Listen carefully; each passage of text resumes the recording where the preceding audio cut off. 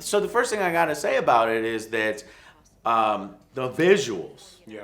What do you think? It was gorgeous. The movie was absolutely gorgeous, and we, not together, but we all today watched the original Blade Runner, and I watched the final cut. But I've seen the theatrical release, the director's cut, and this cut. And going from that into this, it was amazing. Consistent. It was really consistent. And you know what's interesting is Philip K. Dick hated Hollywood. Like the guy who wrote Do Androids Dream of Electric Sheep. But when he saw the intro, he's like, that's my universe. Because they kept it and they made it the same, it's nice knowing that he would have loved this one too. Yeah, the look of this one. It's almost worth the price of admission alone to go and see this universe sort of extended a little bit more. This is 20, 30 years in the future from the last film, and you do feel a little bit of a natural progression. I think that civilization has maybe moved on from this broken city and is in this other area now, this Blade Runner has a lot more color to it, surprisingly. In fact, it starts with white. It's a little too much color, in my opinion. I wanted it muted, but it's because it's showing you different locations within the universe. And you saw a little bit of that you never saw it, but there was an alternate ending to the original Blade Runner. It was just god-awful. I have not seen that. Please tell me about it. Well, it's, I don't want to do too many spoilers, but they show off, like green pastures and very white lights, and she's like, I love you. It's just, the tone is fucked up on it, so that's why they didn't use it. Okay. But now here we get to see some more color in the Blade Runner universe in different locations, which I really appreciated. So essentially, you agree, Joe, that the visuals are just they're on point. Yes. It's fucking masterpiece here. The director, the cinematographer, who was the cinematographer? Roger Deakins. All of these people should be commended, and I hope they win awards because this is true sci-fi, and it really immerses you. That was what the original did. Even if you thought the story was kind of boring a little bit, because I'm going to call Joe out. Yeah, like after I watched it, I was like, I don't know how to feel about this. The original, right? I watched it twice. I was like, I don't know. So yeah, it's very slow, very plotting. It's a noir type of story, but even with a slow pace and lack of action, you could say that it immersed the fuck out of you, and so this film does that as well. But I'm just so surprised that critics love it when they hated the first one because it has all the same problems. The problems of Blade Runner 2049 are its slow pace. That's where it kind of killed it for me. And if you're not a fan of Blade Runner, I worry that it is going to bore the hell out of you, if you're thinking, it's going to be some action blockbuster in sci-fi universe. No, there's some action, but this is a story. And you got to respect the film for that. And so if you love films and stuff that tell its own self-contained story, that makes bold choices, that doesn't care about fucking up the universe for potential, franchise and toys and shit, then this is your kind of film because it goes into these sort of existential problems and philosophical questions like the first one did. However, I feel not as effectively, more sort of kind of window dressing where the original had nice nuggets. This one is kind of thinly spread all across and then perhaps overdone in spots. And we could talk about that with the acting. You said self-contained. Do you think that I didn't feel that this movie for someone who's like unfamiliar with the Blade Runner, story or movies would like it as much? Yeah. There's a lot of scenes that they're not quite Easter eggs, but you're meeting characters and you're excited because you're seeing characters from the first film, or there's something that you see and the only excitement or you're hearing dialogue from the first or film. your noises or something. You're like, oh, that's so great. And if you didn't have that, some of the scenes were really long and drawn out. It would go right over your head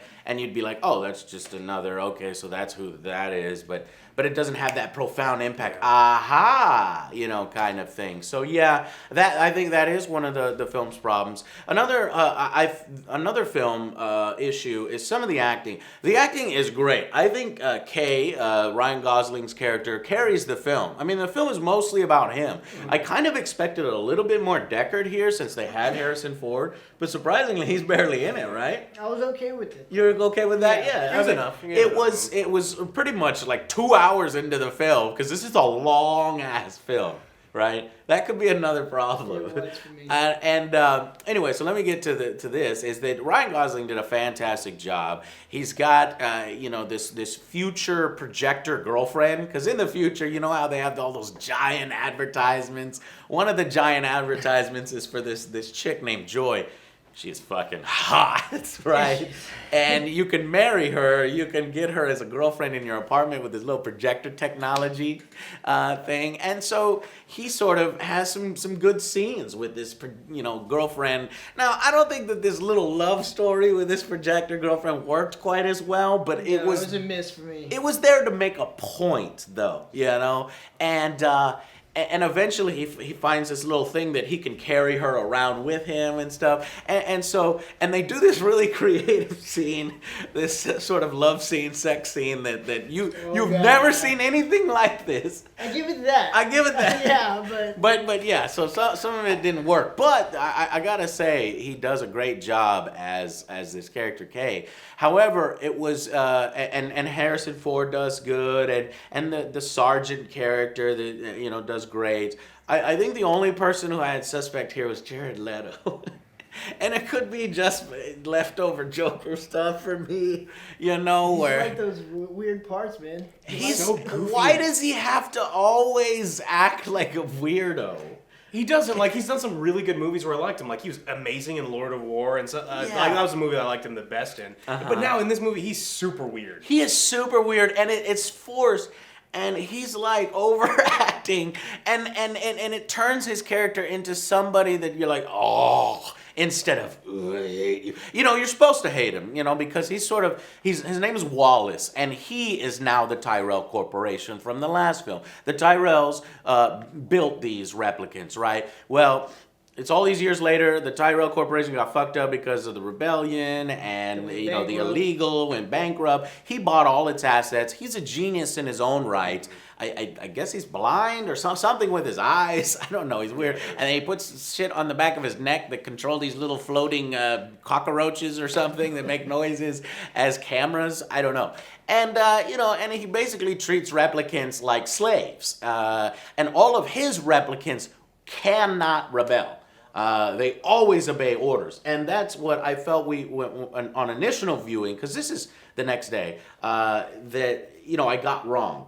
That K, we could talk about a lot of this in spoilers, but these, at the beginning of the film, it says, these obey. And as you're watching the film, you're noticing a lot of the replicants don't obey. Well, that's because there's different types. So let me tell you about the different types real quick, just so you know. So, original, Nexus 6. Then there is Nexus, and then there's Nexus 8. And Nexus 8 is where all this juicy stuff happens in the Blade Runner universe that happens off screen, which you can actually go to YouTube and watch 3 different shorts. It's really good.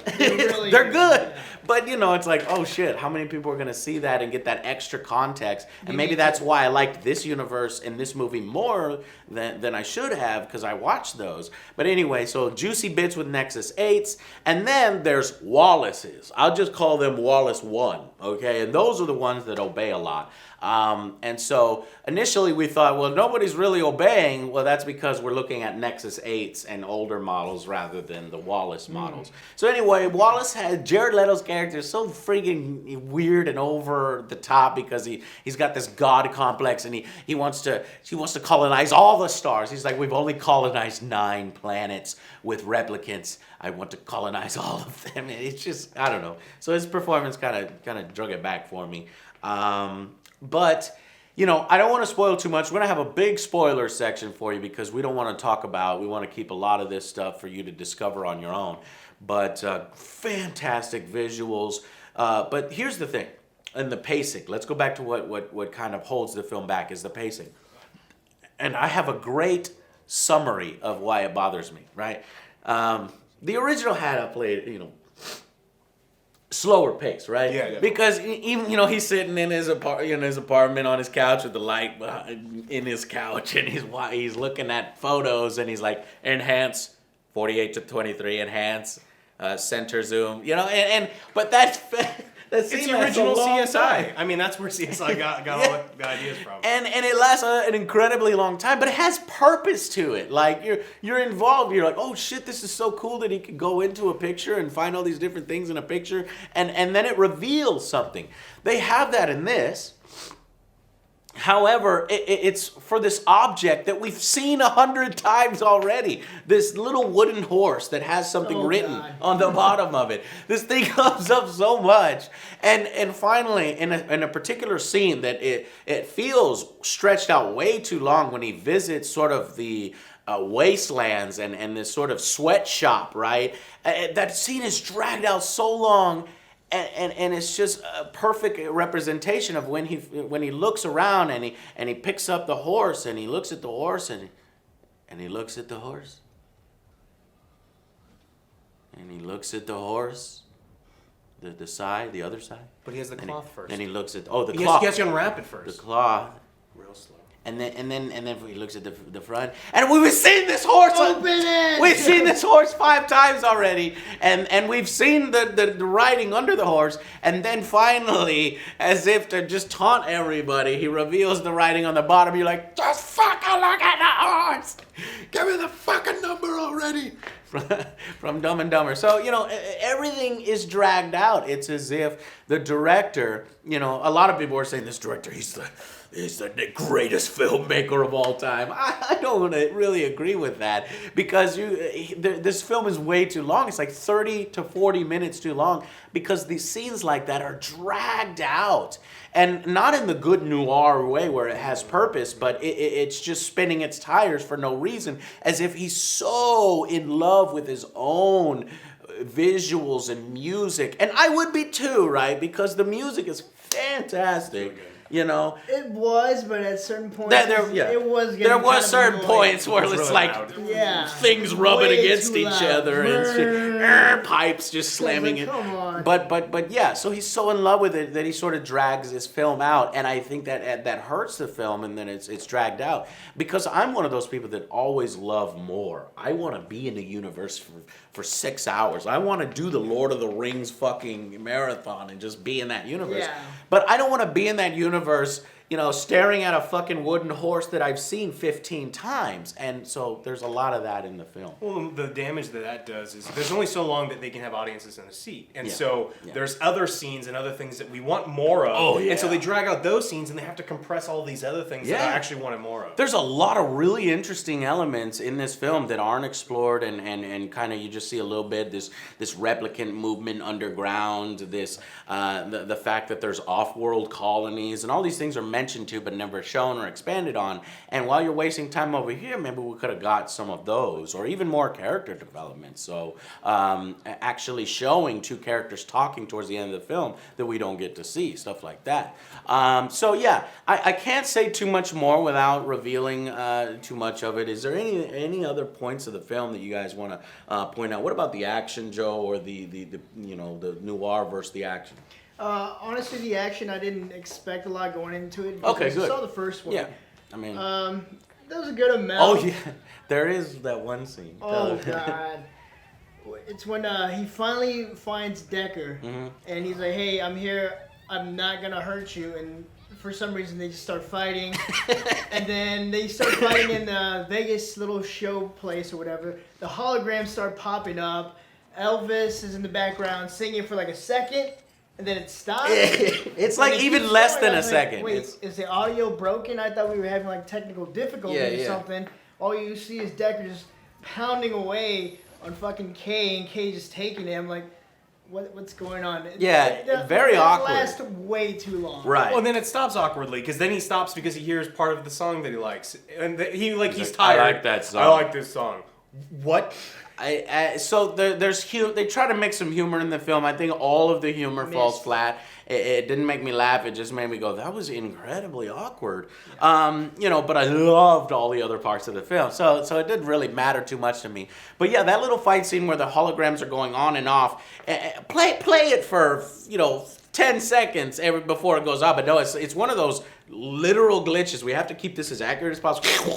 Like kind of thing where it's like, oh, it's a fucking annoying and shit. And maybe there was technical difficulties because our theater actually fucked up. and I was so immersed in the film for the first act. You have no idea. I was like at the edge of my seat. And then when they walk into this vault area, the audio just goes. It's like somebody was getting compressed air right next to you. It hurt so much, and it was going for like 2 minutes, and I thought maybe because it was an old area and there's data files there that maybe it's a part of the film. And no, it's like 5 minutes now, and I'm like, and I'm looking around and nobody's reacting, and I thought, oh my God, am I dead? Did my ears pop and now I'm deaf for the rest of my life? I'll hear this for the rest of my life? I was freaking out. I get up, I'm the only one standing in the theater, and I go out and I'm like, something's wrong, and they're, and then they fix it. So I'll throw up some pictures back here. And so that kind of took me out of the movie. That might maybe... Hopefully it doesn't affect my rating at all because I was fully immersed. And then acts, I said halfway through second act and third act, I was like, oh man. So it wasn't the film. No. It wasn't the technical difficulty. It was the pacing. I was the probably. same way. I was really enjoying it the first act, and it lost me after that. Okay. Well, it didn't lose me, Joe. I think I really liked it. Like when I first walked out, I was like, oh man.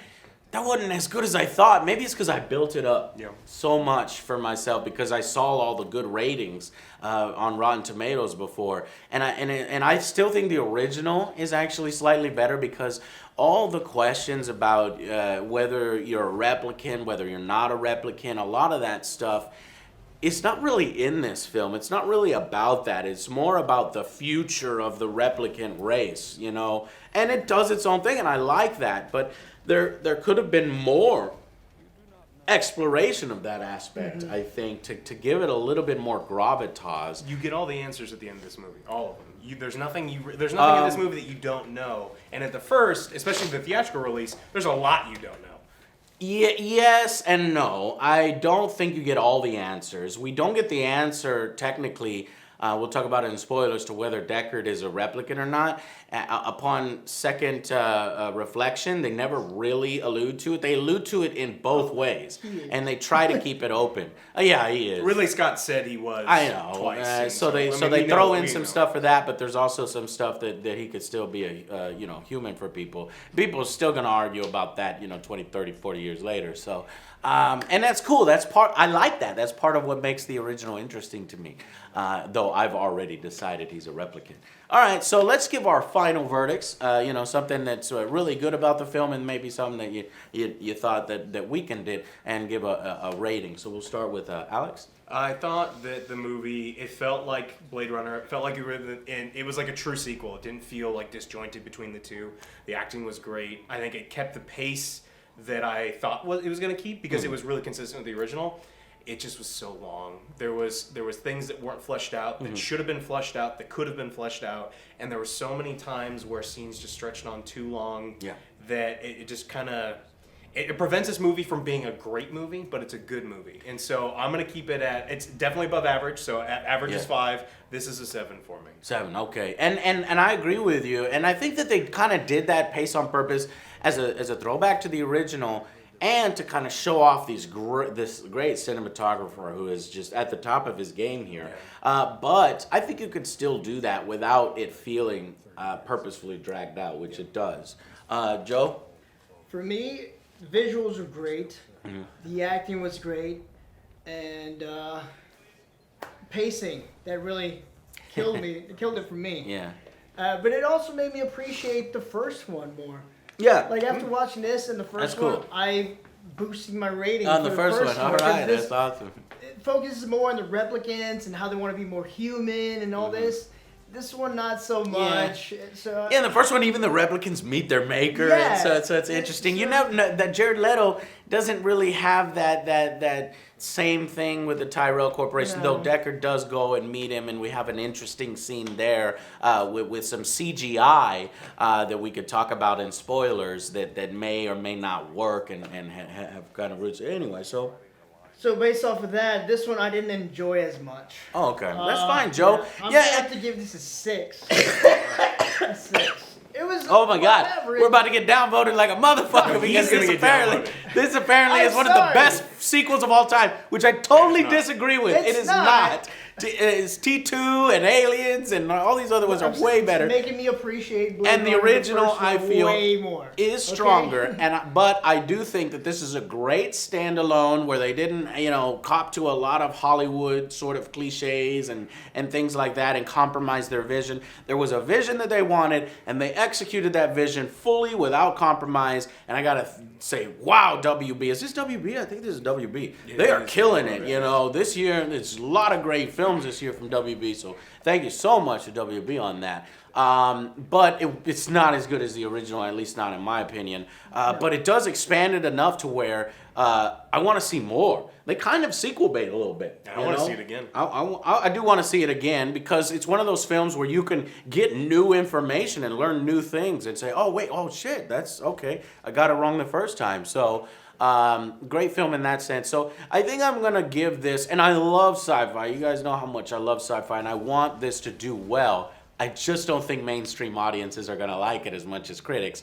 By the time we were done, I heard somebody sleeping. There were two people sleeping. Erica had to leave. And even Erica had to just get up and leave. She loves the original, and Yeah. if it had been enjoyable enough, Yeah. then she would have stayed Oh, and toughed but it out. But to- she left. To be fair, there was like an hour in there we were waiting. 15 minutes. It That was only 15 minutes? I It felt timed like it. an hour. Yeah, I it timed was it. 15 minutes. Okay, well, we went through an ordeal, so at our theater, so hopefully you won't have to go through that and you'll be fully immersed the whole time. So, final verdict, 8 out of 10. Stay tuned, we got a lot to talk about in our spoilers section. Thank you guys so much for watching, and we'll see you on the next Angry Joe Show. Bye, guys.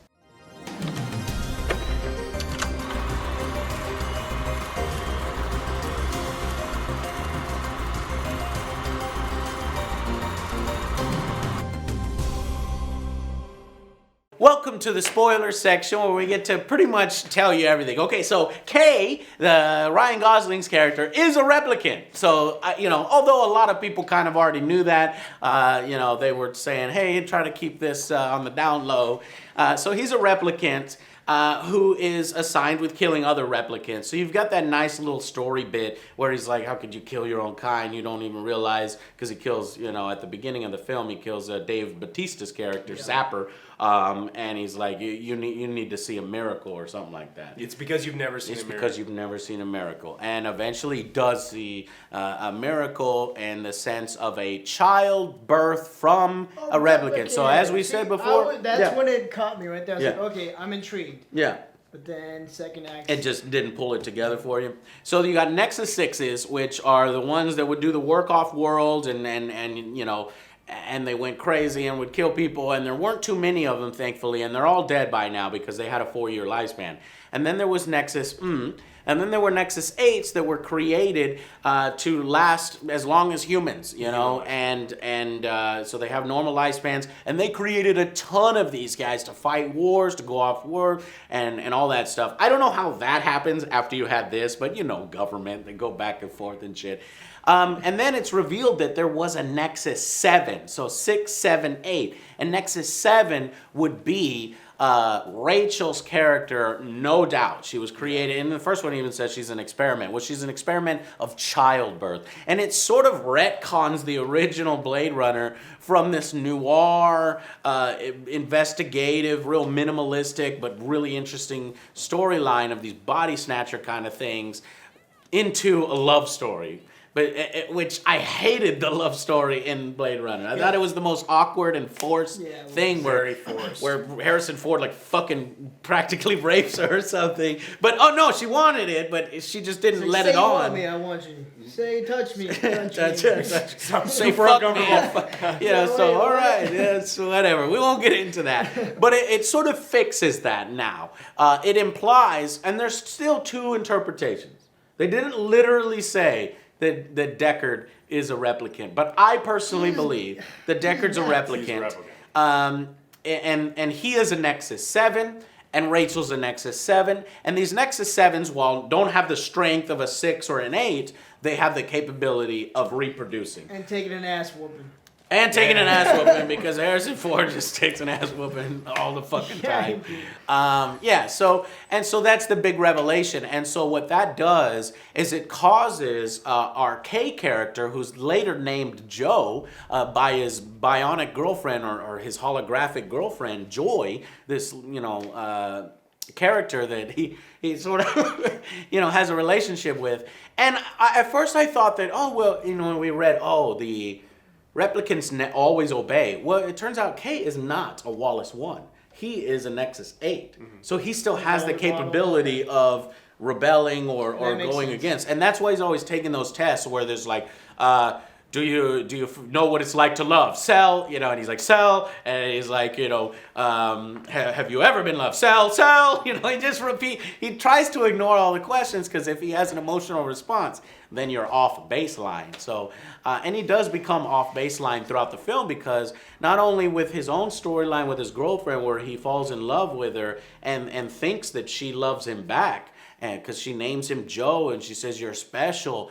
But then later he realizes that this is all, and he feels special because he thinks he's the child. Yeah. He has these memories that would indicate that he is the child. And so, oh my God, Deckard is my father. And I'm not going to say it outright to him, and he's not going to say it outright to me. I have this respect, but I'm going to, pursue this. And it turns out he's not the fucking child, and it's a daughter, not a son. And it blows his world, and he's like, well, at least, I got my girlfriend. And then this 50-foot tall naked woman, from the advertisements, those creators advertising. That's an accident waiting to happen. Boom! What do you mean? He's just driving. Around. It's it. Mid-air fucking air collisions and shit. Yeah, that would never happen. And I think there's too many religious people that would be like, those are big ass titties hanging out and her pussy's right there, because she's straight ass naked. Anyway, she comes over and goes, you look like you're lonely. I love you, blah, blah, blah, and you're just a Joe. And he realizes that all that shit was just programmed in. Yeah. And his girlfriend wasn't special or learning to have sentience. And so, man, this movie's really fucking tragic in parts. And I should have put that in the review, that this is a drab fucking movie, man. A lot of the themes are like, fuck it, I gotta try to do the right thing even though my life sucks and I'm dead. And Kay dies at the end, So he's not doing he's doing what he thinks to be the right thing, which is kind of cool. He gets to decide how he goes out, because his mission was first to kill the child, and then his second mission was to kill Deckard, so they can't get to the child. And he does something wildly different. He's like, no, I'm actually going to connect the two together. And and that's why upon reflection and you're like, okay, I see these themes, and that's why I think mainstream audiences will be like, oh man, I'm fucking bummed out. I wanted him to be the son. And I wanted him to be the son too. I think it would have been a better film, but it would have been more Hollywood for sure, this happy ending. But no, this is an ending where, you thought you were the son. No, but we all think we're the son sometimes, and that's why we believe in what we believe as replicants, and we're fighting for our freedom. And he's like, and it sort of clicks with him in that way, and then he goes and he makes his own decisions, and so that is just fucking awesome. Upon reflection, when I first walked out of the theater, I was disappointed. Now it's one of those thinking man movies, a smart movie, and now I understand probably why critics like it a little bit more. But the rating is falling. I think some people are starting to notice the issues with the film. But they did such a great enough job that I want to see additional stuff. So as far as spoilers, there are a little bit, maybe this contributed to my lower rating at 8 instead of 9, 10, that there are a lot of coincidences. Yeah, and they're completely unbelievable, and they didn't need to be there. Just like tweaks in the writing. Not even wildly different, like just slightly, you say something slightly different. The biggest example is the love scene that you were talking about earlier. Yeah. So the AI decides to hire Kay a hooker. And brings up this specific hooker that happens to be the one that was tailing him early, that happens to be the one that works for the replicant underground. Yeah. And so she can put a tracking bug on him. Yeah, the whole thing is she puts a tracking bug on him. Without that prostitute putting a tracking bug on him, the whole film would have been fucked. He dies and they can't find it. And it would have screwed. So there's a lot of coincidences.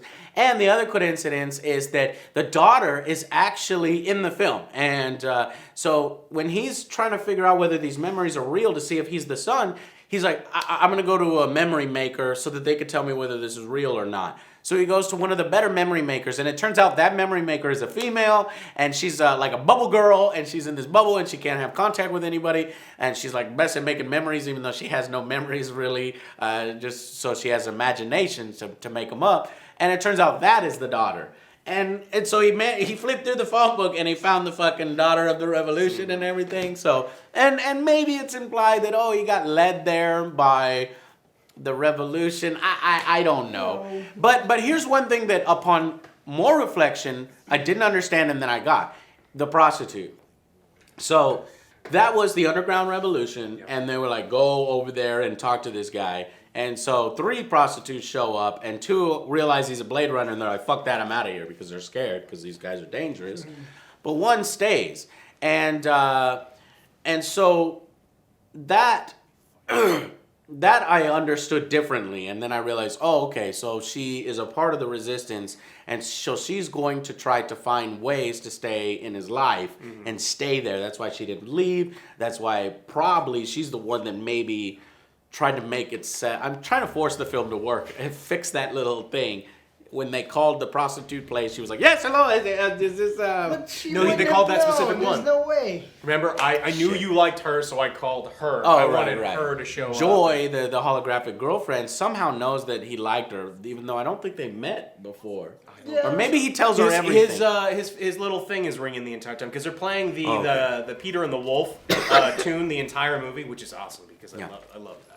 Yeah, so like I said, the music was great. So there was that. There's a great scene where the sergeant is killed. The sergeant likes Kay. Yeah, and she got a little rapey with him that one scene, and it made me uncomfortable. And then it ended. Yeah, I was like, oh, we're not gonna have like another weird rape scene because she's pouring drinks or something. She's pouring drinks, and see, we don't know. Like, it's never like explained that he. It's very subtle. Like, the writing in this, extremely subtle from Hampton Fancher. She's like, what happens if I finish that bottle? Well, she's like also twirling her hair beforehand. She's like, I always forget that you're, one of those, and you're not a real boy. And those other things. And she's drinking this bottle of vodka, and she's like, but what happens when I finish this? And he gets uncomfortable, and he's like, I have work to do. I should get to work. Yeah. And she's like, oh, fuck. Yeah, you're right.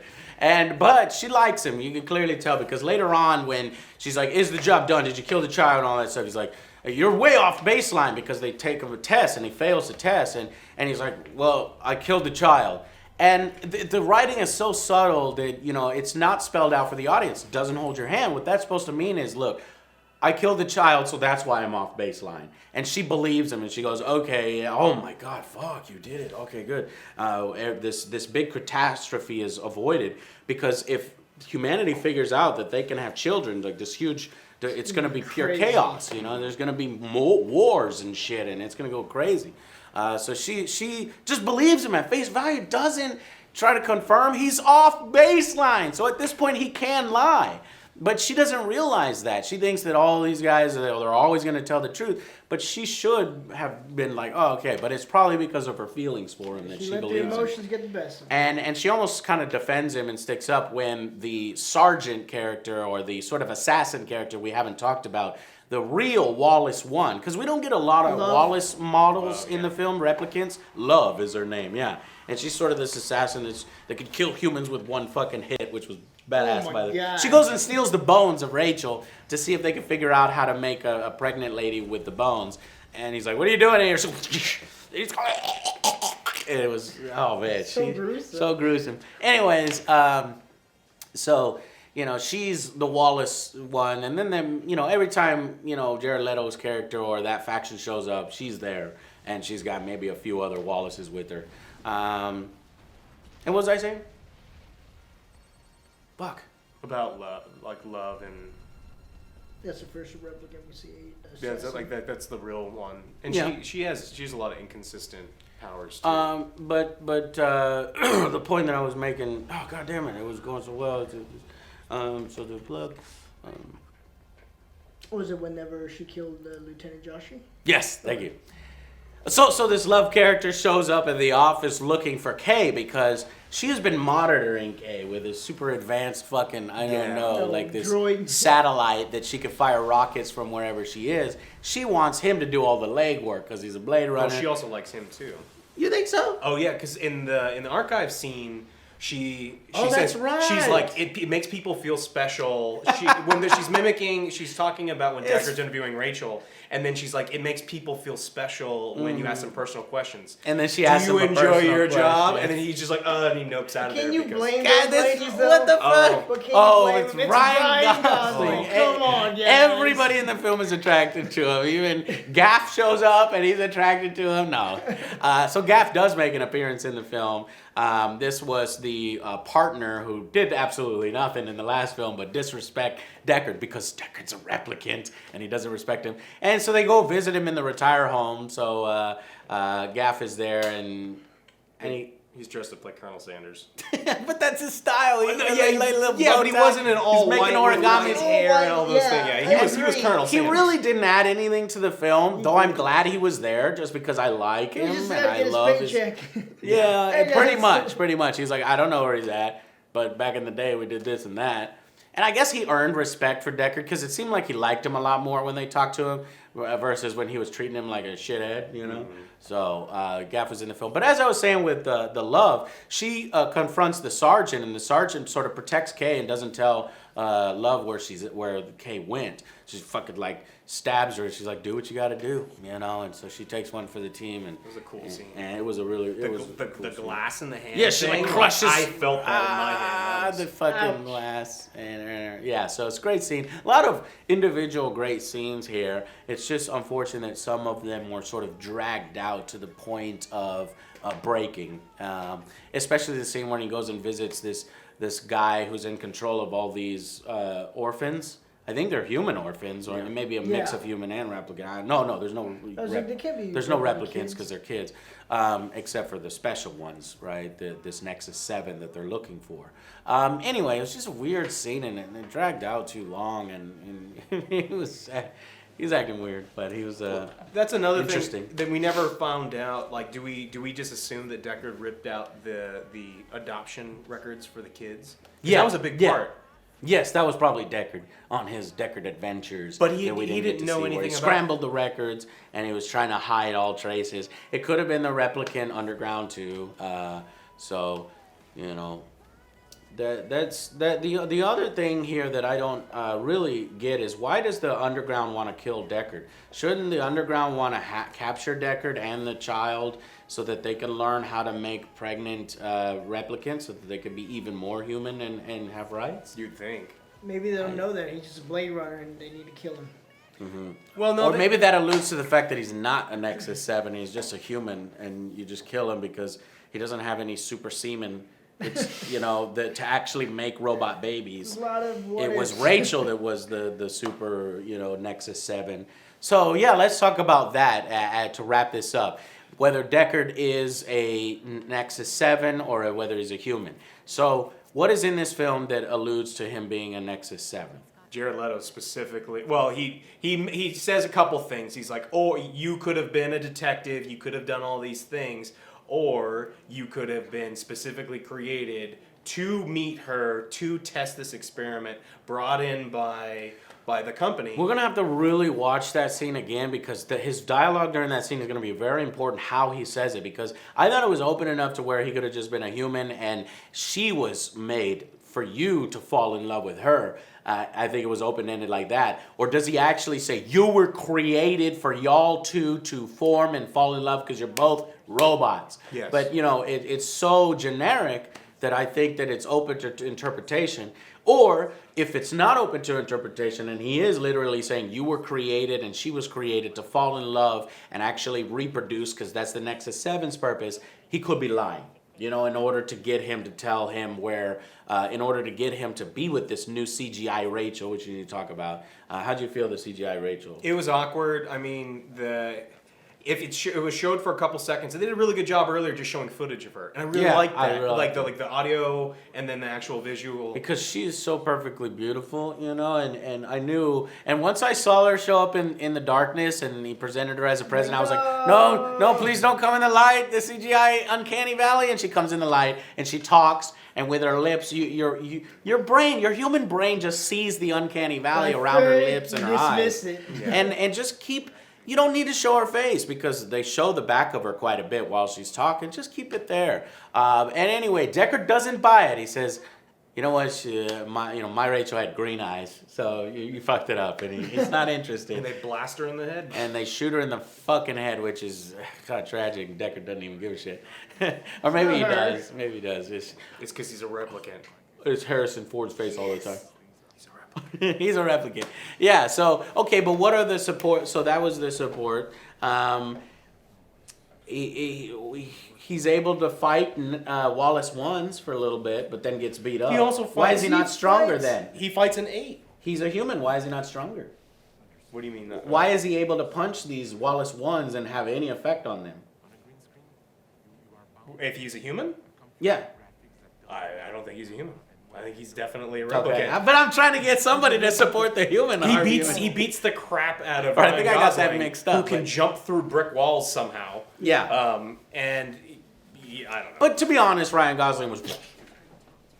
And he's just coming right back, so he didn't feel any hurt. It could be that the Nexus, and I got it reversed. I was saying the Nexus 7 model could be not a warrior model, so he could be weak as fuck, and his only purpose is to recreate and do the love thing. So he could still be a replicant and weak, but he could also be a human. So they leave that open, and I respect that they left it open for the people that want to say that he's a human, because they never actually hard confirm it. But I think what they're doing is they're writing it as he's a, The first movie was created and filmed in the entirety that he is a replicant, and that is what Ridley Scott said several times. The unicorn. Yeah, and the unicorn is. I mean, there's a lot of things in the first one that kind of allude to it. In the theatrical but in release, some of the cuts, it's that's up not in in the there. Well, no, the folded unicorns are. Yeah. So the theatrical release, it's up in the air. The director's cut, not the dream sequence. I think the dream sequence was out of one of the cuts, and that's why it didn't give it that context. Yeah. But there's plenty of lines in there like, you did a man's job and stuff like that, where he is a robot and he earns his respect by doing a man's job. Anyway, so, and it kind of mimics this storyline, Kay or Joe is a Blade Runner and he's a replicant killing other replicants. The original, he was a replicant killing other replicants. So anyways, guys, that's it. We really enjoyed Blade Runner 2049 by the end. First impression was like, oh, it's, but then as you mull it over and think about it, you like it more. Joe, little less on that side just because of the pacing issues and But I like Blade Runner, the first one, a lot more after great, seeing it. which is great. Would you watch the first one again? Yeah, I'll watch it again. That's cool. All right, guys, thank you so much for watching, and we will see you on the next Angry Joe Show. Bye, guys.